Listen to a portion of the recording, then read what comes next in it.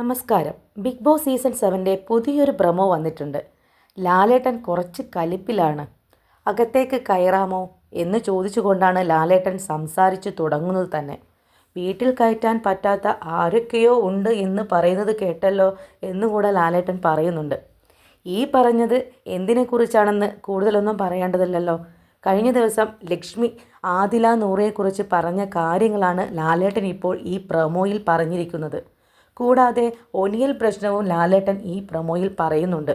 അതുകൊണ്ട് തന്നെ ഇന്നത്തെ എപ്പിസോഡ് ലക്ഷ്മിക്കുള്ളതാണ്. ജയിക്കാനായി പ്രയോഗിക്കുന്ന തന്ത്രങ്ങൾക്കും വേണ്ടേ ഒരു മര്യാദ.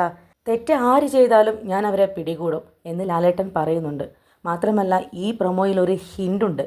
കാര്യങ്ങൾ സീരിയസ് ആയിട്ട് തന്നെയാണ് എടുക്കുന്നതെങ്കിൽ ലക്ഷ്മിക്ക് തക്കതായ ശിക്ഷ തന്നെ കിട്ടേണ്ടതാണ്.